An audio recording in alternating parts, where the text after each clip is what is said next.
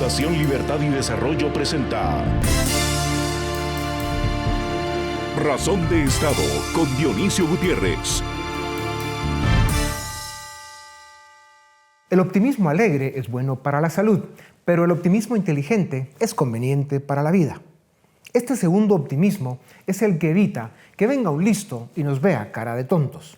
Pues con optimismo inteligente y para corregir lo que está mal en estos tiempos, debemos entender que vivimos en un mundo sobreinformado, disperso y desconfiado, en el que se ha hecho difícil lograr acuerdos para avanzar. Debemos reconocer que en nuestras sociedades y comunidades cada vez somos más los que creemos en menos, porque las oportunidades, las soluciones y la verdad escasean. Y sepamos que además de estar en riesgo de ser generaciones testigo, víctimas y causantes de décadas perdidas, también nos acechan un pequeño grupo de sociópatas criminales con poder en las irredentas dictaduras que amenazan la sobrevivencia misma de nuestra especie. Como ven, identificado el problema. Ahora, a buscar la solución. Esto es optimismo inteligente. Podemos empezar, donde todavía se puede, dejando de votar por idiotas, que si no son políticos mentirosos y oportunistas, son matones y rateros de alto vuelo. Y hablando de elecciones, hay momentos en la vida de las naciones que pueden determinar el destino de un continente.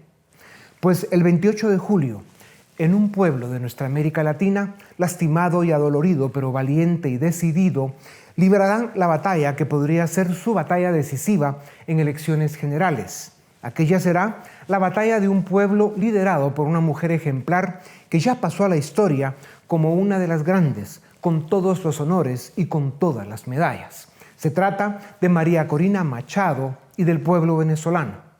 Lo que sucede en Venezuela el 28 de julio marcará la salud de la democracia y la fuerza de la libertad en América Latina por muchos años. Desde 1960, el comunismo cubano ha exportado su desarrollo, pobreza y pérdida de libertades. Hoy, sus puñeteros capitostes, Maduro, Ortega, Lula, Evo, Correa, Zapatero, AMLO, Petro y otros, que son el veneno populista y autoritario que castiga nuestra región, están apostando por la permanencia de la narcodictadura en Caracas. Este 28 de julio, con el voto libre y democrático, serán la democracia y la libertad las que desalojen a la dictadura de Venezuela. Si no se quieren ir, los tiranos sentirán la fuerza de un pueblo que quiere libertad y que está dispuesto a luchar hasta el final. Venezuela es la tragedia política más lamentable en nuestro continente. Cumplió 25 años en dictadura. Su necio y represor estado criminal acumula un negativo, vergonzoso y devastador saldo social, económico e institucional. Con 287 presos políticos, 87% de pobreza, 19 millones de seres humanos sin acceso adecuado a servicios de salud y nutrición, y una economía basada en el contrabando de drogas, armas y otros delitos, Venezuela es ya el referente de una de las mayores crisis migratorias de la historia, con más de 7.7 millones de venezolanos que abandonaron su país. El fracaso del socialismo del siglo XXI es rotundo. El populismo autoritario solo ha traído tristeza, desesperanza, separación familiar y pobreza a los venezolanos. El 28 de julio debe haber elecciones libres en Venezuela. El resultado se debe respetar. Y como la narcodictadura perderá, se debe ir. Sin embargo, es oportuno recordar que, en 2018, la dictadura ejecutó uno más de sus fraudes electorales. Y solo después de presiones y sanciones de la comunidad internacional, Maduro se vio obligado a firmar con la oposición un acuerdo que garantizaría transparencia para los comicios del 2024.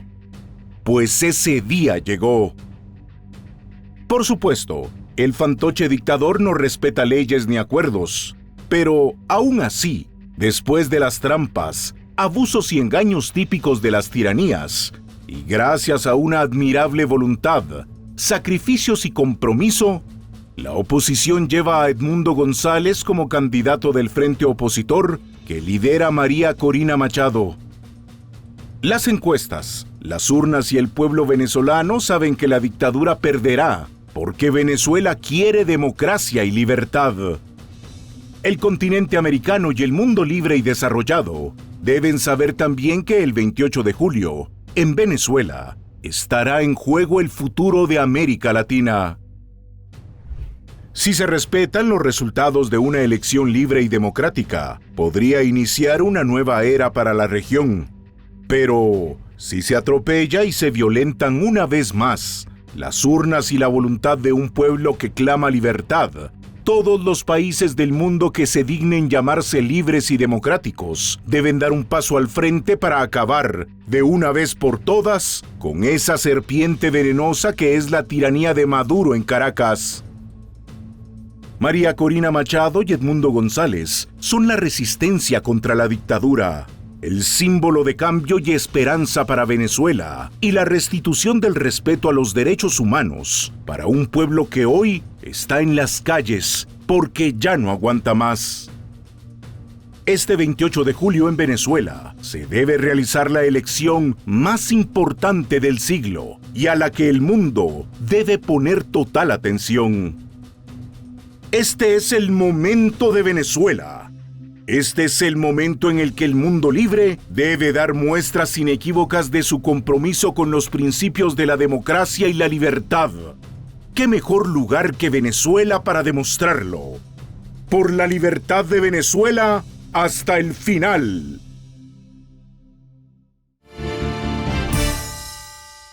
El 28 de julio hay elecciones en Venezuela, o al menos eso esperamos.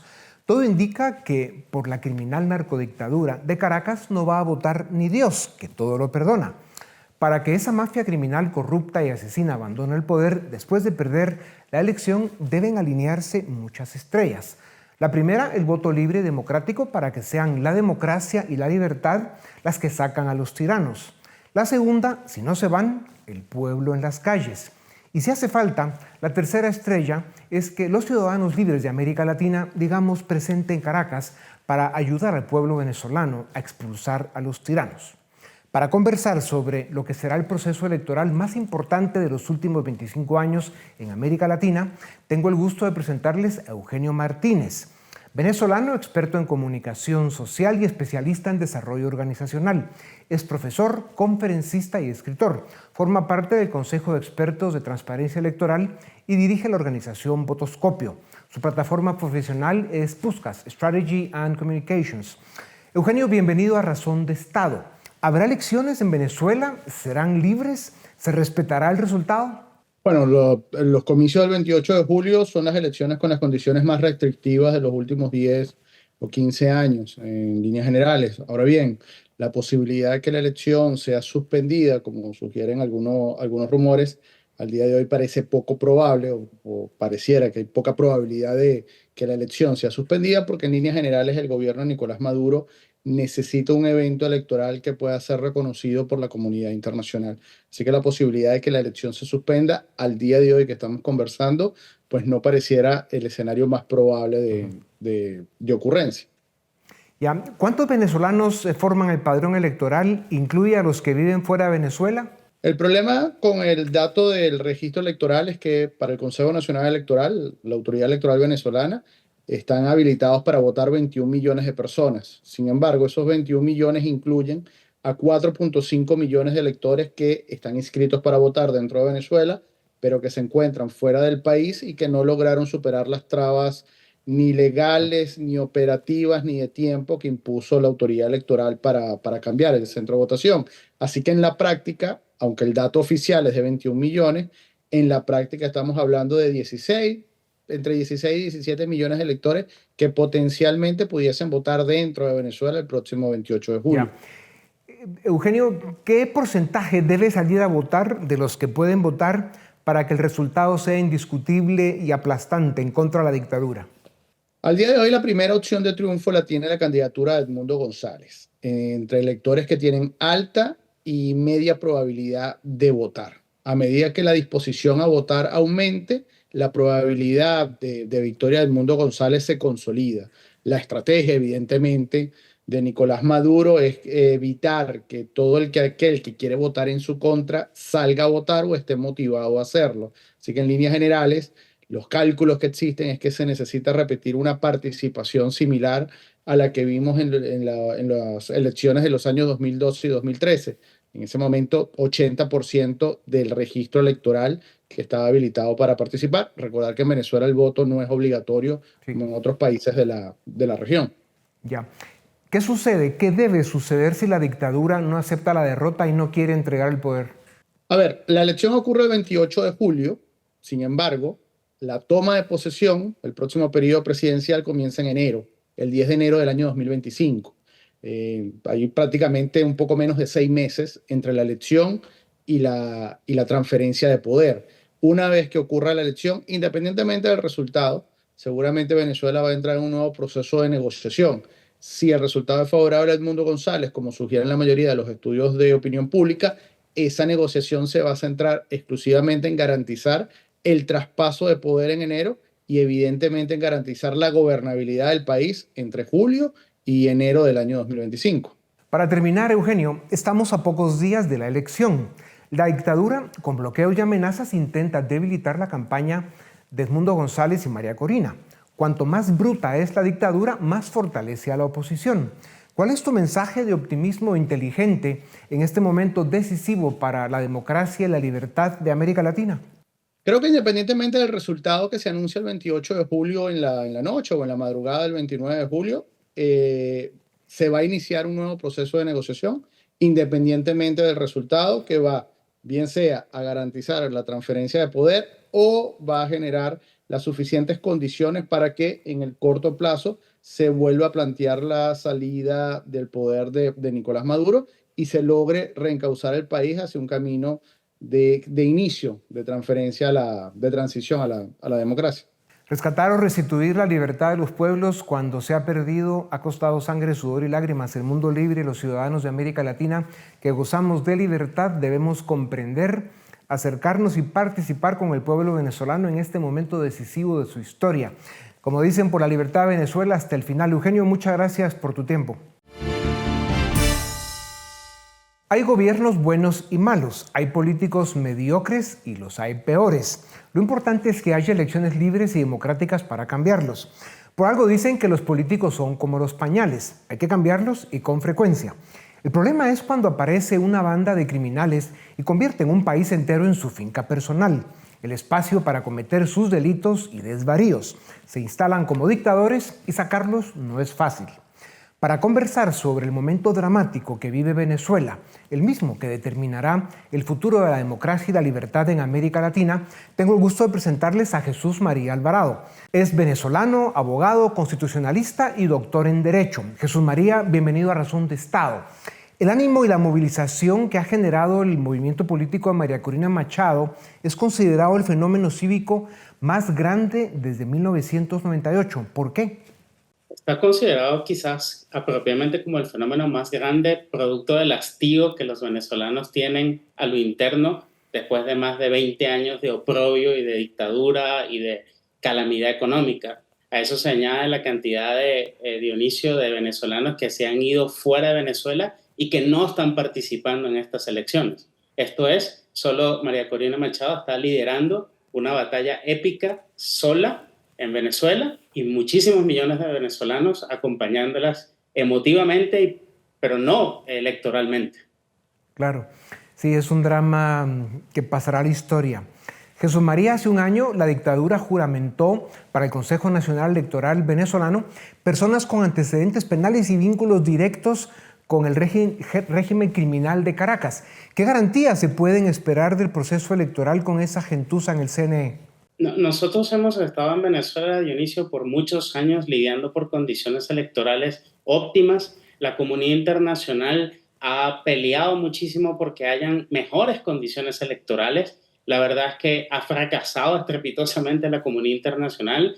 El gobierno o el régimen de Maduro siempre se ha salido con la suya y ha puesto unas condiciones electorales siempre beneficiosas para ellos. Pero aún así, prácticamente la oposición, y en este caso María Corina Machado, ha aceptado nuevamente ir a un proceso electoral donde no hay garantías y básicamente con varias cuestiones a su favor. Uno, la debacle, evidentemente, económica, social, cultural, política, moral de Venezuela, en el que ella espera aglutinar a todas las fuerzas opositoras para poderle dar un revés y prácticamente sin garantías esperar que el ejército, las propias fuerzas leales al gobierno acepten la derrota. Eso es básicamente lo que tenemos en la mesa. En ese contexto, en ese panorama que presentas con el que coincido, hay dos amenazas: que cancelen las elecciones con cualquier excusa o que se realicen las elecciones, pero la dictadura cometa un colosal fraude electoral. ¿A cuál crees que se animen? Bueno, básicamente nosotros desde 2004 creo que los venezolanos no hemos creído mucho en las llamadas elecciones, en los procesos electorales. Sin embargo, ha habido casos en los cuales incluso, si nos vamos un poco a la historia, Benicio, ha habido casos en los cuales el gobierno ha perdido ciertas elecciones. Pensemos en el referéndum constitucional del 2007 por un margen muy pequeño y el gobierno aceptó la derrota. En este caso, para que acepte la derrota es porque el ejército básicamente no se pliega a las fuerzas del gobierno. Entonces, la única condición para la cual yo creo que el gobierno aceptaría una derrota de este tipo es que los votos sean tantos, que no sea posible hacer un fraude tan fácil y que el ejército y la comunidad internacional básicamente hagan una presión muy fuerte para que reconozcan.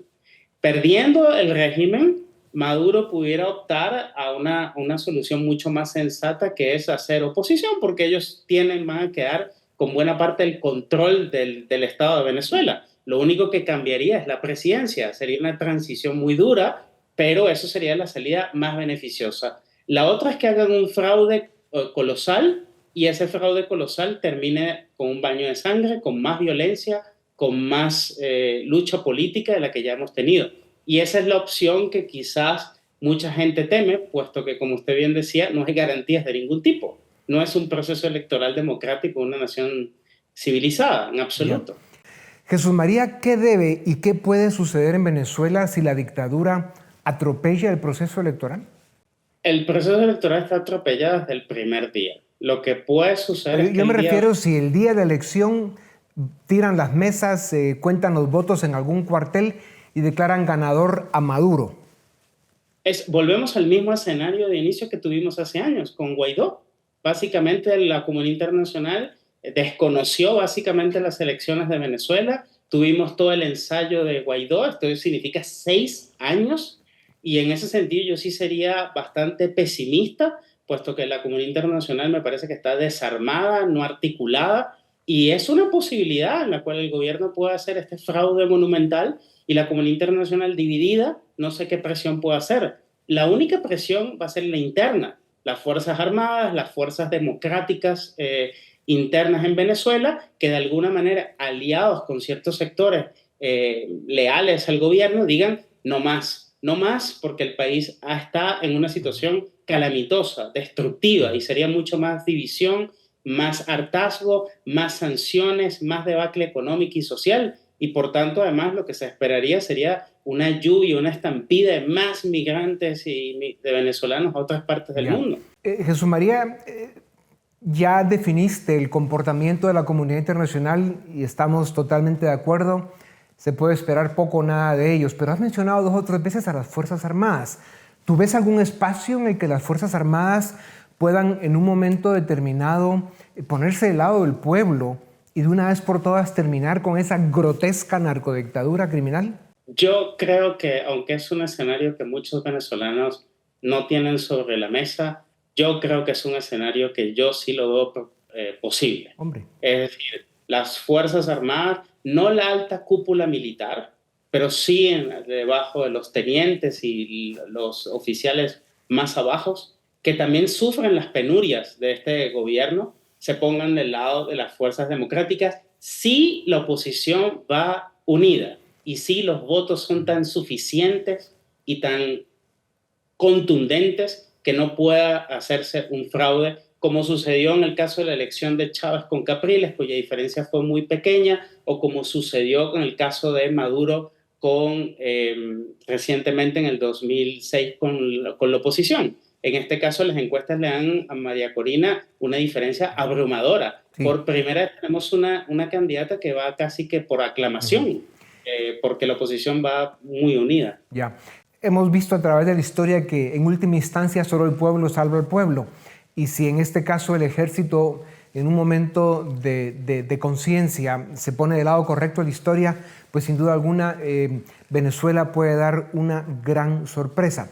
Jesús María, la dictadura canceló la observación internacional, ese pueblo venezolano y eventualmente el ejército tienen que tener claridad de que están solos. O sea, María Corina Machado y ese gran movimiento que ha liderado van a llegar solos hasta el final. ¿Crees que se logre? Yo creo que sí, no hay otra opción. Los amantes de la libertad en Venezuela, y en este caso ahorita capitaneados por María Corina Machado, liderazgo que ha sido indiscutible, que ha sido un liderazgo muy valiente, que ha sido un liderazgo tenaz después de muchos años, no tienen opción. Ya. O vencer o morir, aquí como decían los propios chavistas. Dijiste hace unos minutos que si Maduro pierde y acepta la derrota, podrían irse a la oposición, pero ¿cómo ves tú en una oposición política, en una democracia en reconstrucción, cómo ves a un grupo de criminales, de delincuentes, de narcotraficantes, que lo que son, pues es eso, ¿no? Bandidos? ¿Cómo pueden hacer política en una democracia?